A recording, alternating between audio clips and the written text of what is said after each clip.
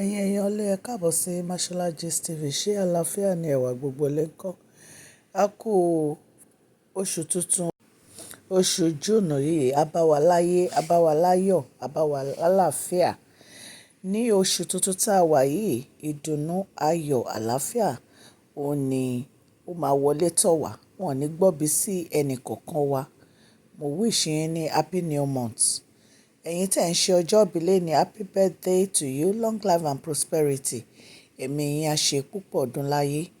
Gist tèmi tá a mú wá, ó ní gbogbo nǹkan tó ṣẹlẹ̀ ní inú ààfin bàbá Awẹ́rin ńlá àti àwọn nǹkan tí a gbọ́ allegedly. Ẹ̀yin náà mo máa ń sọ fún yín pé bàbá Awẹ́rin ńlá gbé inú palace. Àwọn nǹkan tá à ń gbọ́ òun la wá torchlight sí. Lálákọ̀ọ́kọ́, ẹ rántí ìgbà tí a sọ fún yín wípé àwọn agbébọn wọ́n lọ sí church Queen Naomi. Ṣé ẹ mọ̀ pé ìkan nínú wọn wọ́n ti mú, ó dẹ̀ ti kà. Bí ó dẹ̀ ṣe kà, wọ́n ní ó dárúkọ ìkan nínú àwọn sísè wa gbogbo yìí. Ṣùgbọ́n wọ́n ní Governor Adeleke, wọ́n ní wọ́n ti involve nínú ọ̀rọ̀ yìí o. Wípé wọ́n ní àwọn máa get to the root of this matter.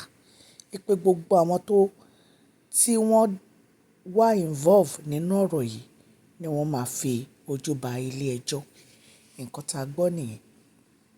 Lórí ọ̀rọ̀ ìgbésẹ̀ tí kábíyèsí gbé, wọ́n ní by the end of August 25th àti September, wọ́n ní ó yẹ kí Queen Naomi kan bẹ̀rẹ̀ sí ṣe ojúṣe wọn gẹ́gẹ́ bí queen. Gbogbo àwọn iṣẹ́ wọn, wọ́n ní wọ́n máa bẹ̀rẹ̀ lóní pẹrẹwu. In fact gan, a gbọ́ pé àwọn ni wọ́n máa ṣe gbogbo àwọn àtìlẹ́rìn bàbá Awẹ́rin ńlá. Bàbá Awẹ́rin ńlá fẹ́ travel ni o, wọ́n fẹ́ lọ sí anywhere ni o, wọ́n lè tẹ̀lé wọn àbí kí wọ́n yan anybody tí ó máa tẹ̀lé wọn.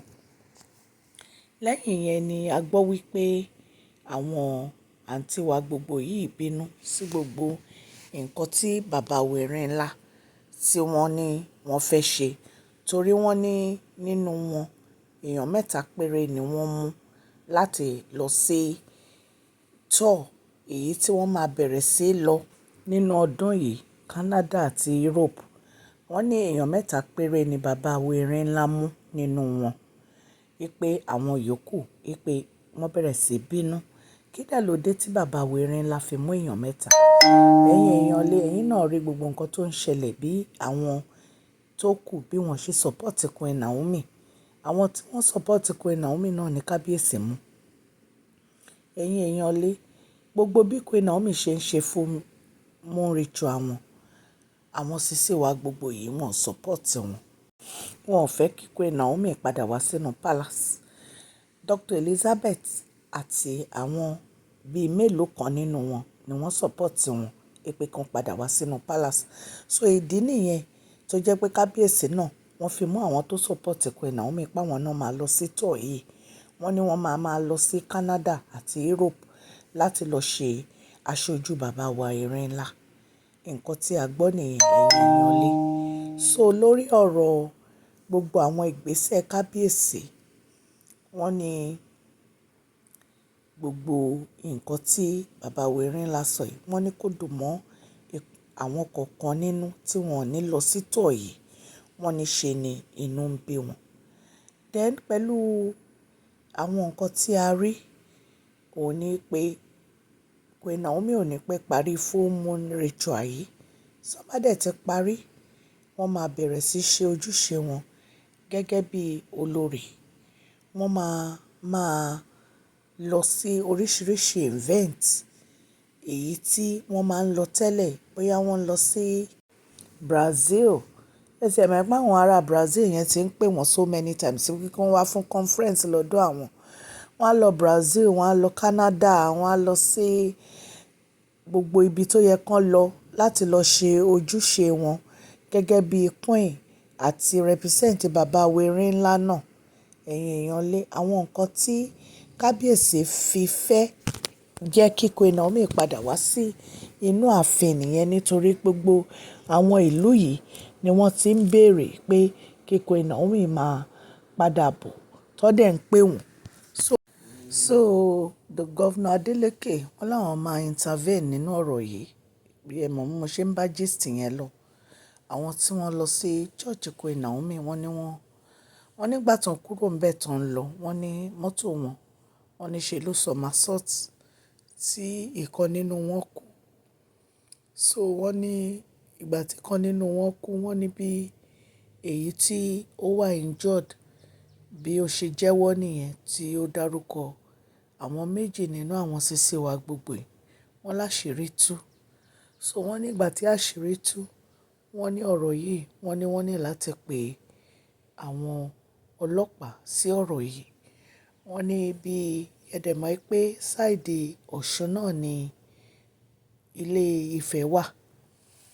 So wọ́n ní bí Governor Adeleke bó ṣe get involved nìyẹn pé ẹnikẹ́ni tó bá lọ́wọ́ nínú ọ̀rọ̀ yìí àwọn máa fa ẹni yẹn lé ìjọba lọ́wọ́. Wọ́n ní àwọn méjì tí wọ́n dẹ̀ ti dárúkọ nínú àwọn sisi wa gbogbo ẹ̀ wọ́n ní ẹ̀rù ń bà wọ́n torí wọ́n mọ nǹkan tó máa ṣẹlẹ̀. Ẹ̀yin náà mọ bí mo ṣe máa ń sọ fún yín nǹkan tá a gbọ́ la wá torchlight sí. Gbogbo nǹkan tí ò yé mi òun ni pé kí ló dé tó jẹ́ pé every time lẹ fẹ́ máa attack Queen Naomi. Kí ni ẹni ẹlẹ́ni ṣe fún yín? Every time wàhálà léèní wàhálà lọ́la ni. Ẹni ẹlẹ́ni ló ń ṣe ìsìn nínú ìjọ ẹ̀. Ẹ dẹ̀ rán àwọn agbébọn kan lọ ọbẹ̀ kan lọ dábẹ̀rù torí bá ṣe gbọ́ wọ́n ní gbogbo àwọn mọ́tò wọn náà bàjẹ́ àwọn mọ́tò àwọn members wọ́n náà bà àwọn mọ́tò yẹn jẹ́. Pé wọ́n destroy àwọn bọ́ọ̀sì wọn náà.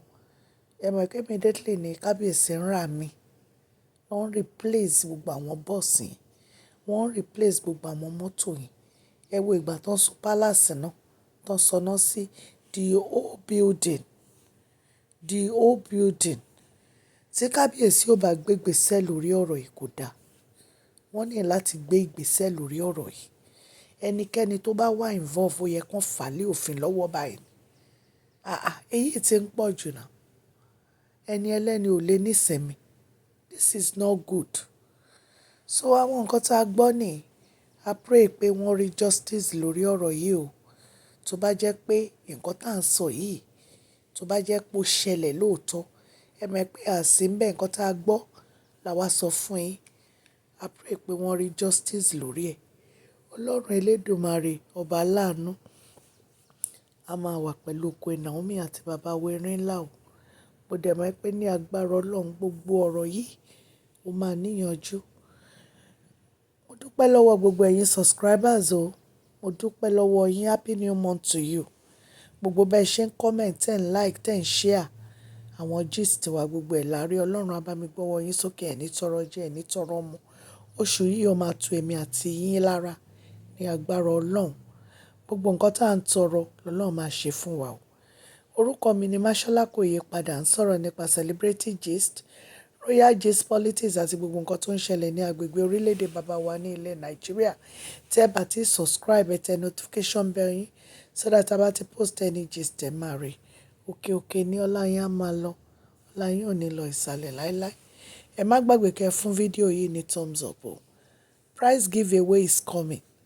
Ẹ comment, ẹ share, ẹ like. Inú èyí láti máa mú yín fún prize giveaway. À ń gbébọ̀ ní July 15. Èèyàn 40 láti pinnu láti mú. Ọlọ́run á máa ràn yín lọ́wọ́ o. Please share this video, like and subscribe. God bless you all. Mashola Gist TV. Love you all.